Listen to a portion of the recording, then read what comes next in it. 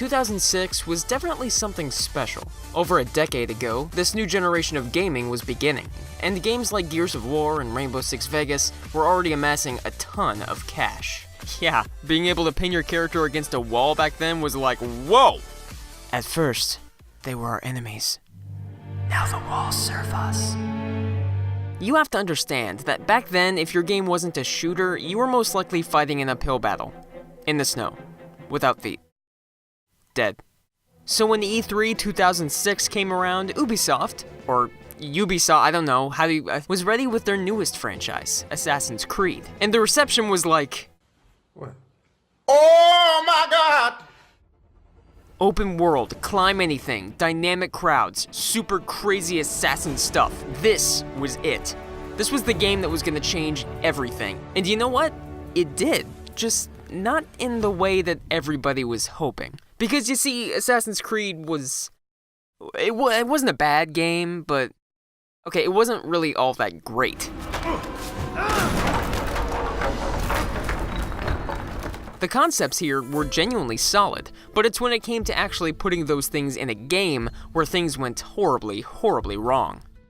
Released back in 2007 during one of the greatest years in gaming history, Assassin's Creed was one of many games on people's radars. And then people got their hands on it, and they were like, What happened? Where's this game? The game in the demo, where's that one? It was weird. People really weren't expecting a mediocre product, but that's sort of what they ended up getting in the end. The hype train quickly derailed, though it was able to stay on track long enough for a much better sequel 2 years later. It is a good life we lead, brother. The best. May it never change. And may it never change us.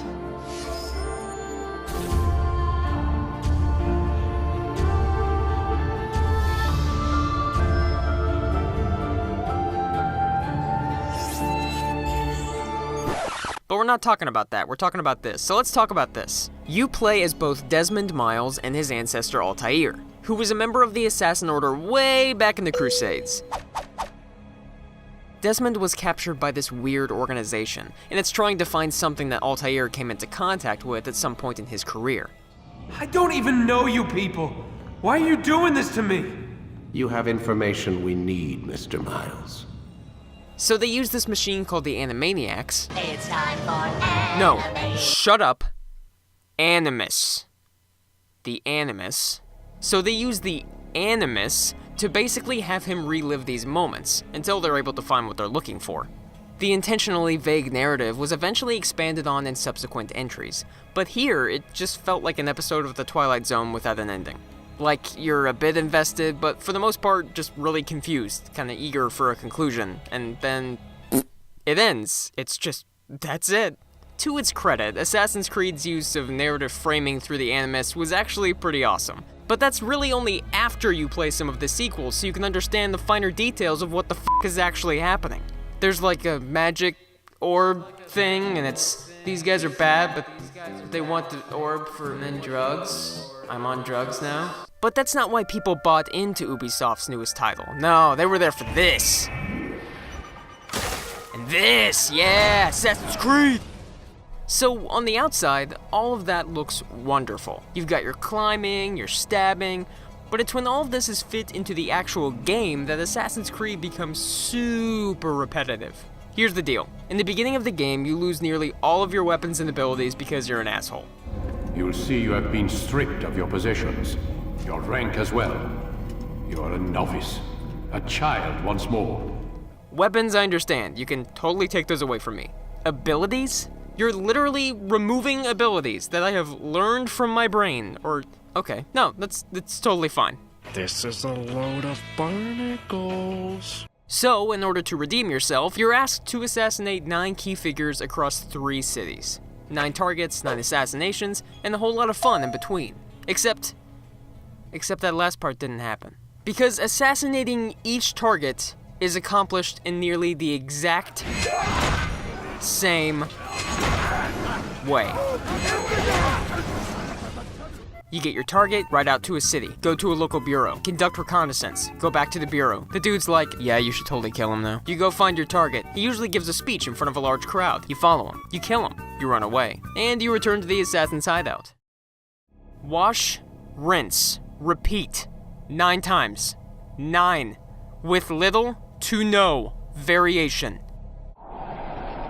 Disappointed!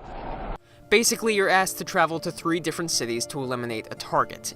And immediately, we run into Assassin's Creed's biggest and most glaring issue: padding.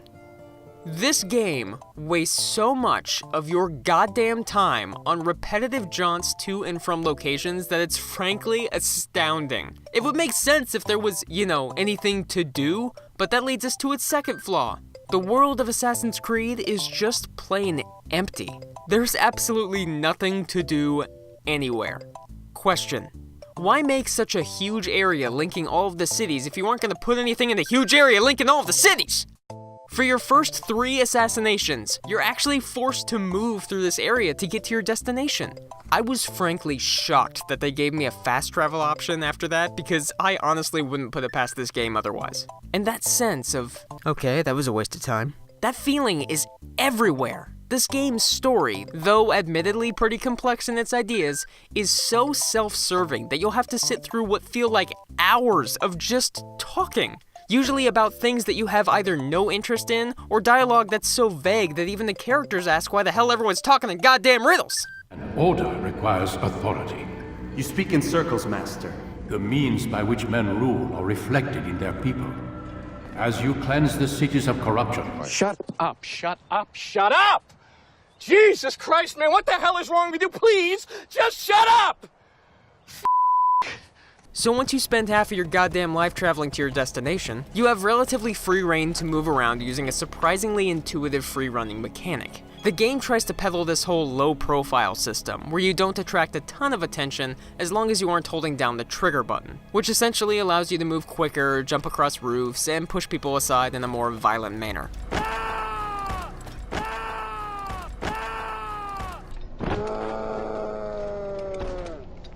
But the tutorial tries to make all of these ideas seem like they're being run by the most complex master computer of all time.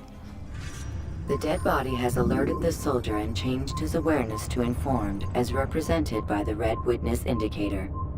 Aggressive actions or socially unacceptable behavior undertaken at this time. Who cares?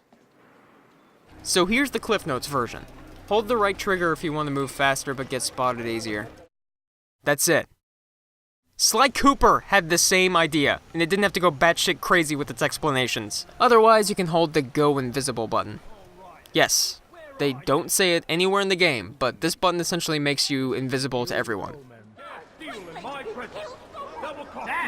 Where are you? I know you're here somewhere. But that idea of hiding in a crowd was actually a pretty cool concept at the time, no matter how stupidly obvious you look. Okay, nothing out of the ordinary there. Regardless, you're forced to climb towers to reveal objectives on your map related to your target, which boil down to one of 4 activities: pickpocketing, eavesdropping, beating up heralds for information, or meeting with informants. But you have to do at least 2 to 3 of these per assassination, meaning you just end up doing the same shit 9 times. By the second mission, you'll have seen pretty much everything Assassin's Creed has to offer.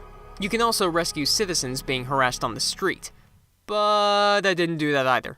Frankly, all they do is provide you with a group of monks or vigilantes to utilize in case you happen to run across this very small area at any time in the nearby future. Yeah, not worth the effort. Good luck!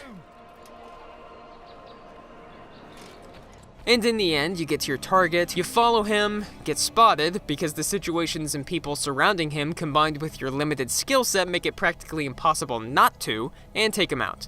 Honestly, I found it easier to just rush in anyway, because trying to set up that perfect assassination was just too time-consuming, when you could fly past the guards and just kill him faster. Kill us faster? Oh, now I can relax. And, not to glorify assassinations or anything, but nabbing the kill isn't even that rewarding. You just get more cutscenes and dialogue that just... Like, couldn't it be just a bit more epic?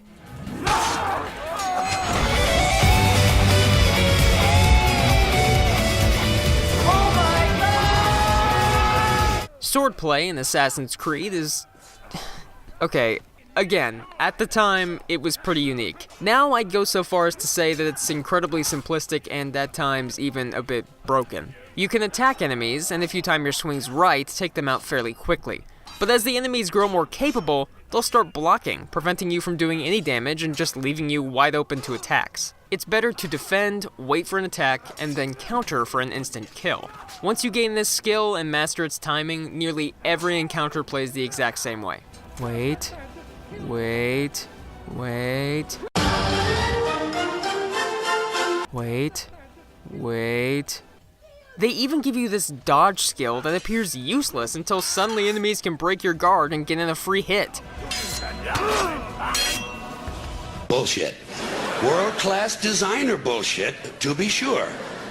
Honestly, there's so much more about this game that just baffles me. There are these stupid drunk/insane people who just push you around for no reason, bouncing you off guards and blowing your cover because the developers thought it'd be super funny to add a bunch of bullshit into their game. Hospital-tested, clinically proven bullshit. Not to mention that there are actions here that are genuinely pointless because there are hardly any situations that truly complement this game's mechanics. Like the button that gives you the ability to slowly touch people's shoulders when moving through a thick crowd. That is a button in this game. Or the ability to horse blend? I can blend while I'm on a what the why? That's pointless. What is that? Look, I just ran through everyone. Nobody caught me, and it's not like I plan on stopping. There's nothing here. It was as simple as that. Assassin's Creed wasn't an incomplete game, it was just a poorly designed one. However, a few good things came of this. Number 1. We got some absolutely stellar sequels. Ubisoft actually did manage to figure out that when you make an open world game, it actually makes sense to, put stuff in it. Number 2. Aside from the crappy design, the actual gameplay, the controls and stuff, they were actually fairly revolutionary. The concept of free flow movement, that was a game changer. Number 3. On a more cynical note, Assassin's Creed is a wonderful example of what you should be observing in trailers versus what's actually shown. Trailers contain everything the developer wants you to see. Although this E3 2006 preview is awesome, it's merely showing you a fraction of what the game actually is. Ubisoft has learned from this in recent years, and though a large amount of their advertised content is questionable, they aren't afraid of showing a lot of details in a short amount of time. And I guess that's the whole point. In this industry, as in every other one, new ideas are genuinely exciting, but I feel it's best to temper expectations. Not every genre is immediately nailed upon the release of its first game. It takes time. Assassin's Creed was a major leap forward for an industry that wasn't necessarily stagnating, but just becoming too predictable. In all honesty though, it wasn't all that great. And that's okay. Since then, it's become one of Ubisoft's flagship franchises. And well, it's had its ups and downs. It's like a bad student. Just when you think it's learning, it gives you bullshit. Maybe a little bit of hope?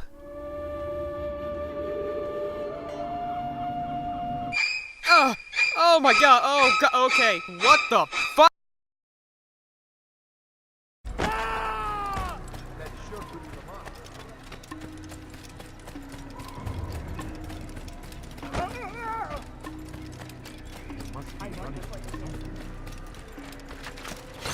Going to hurt himself.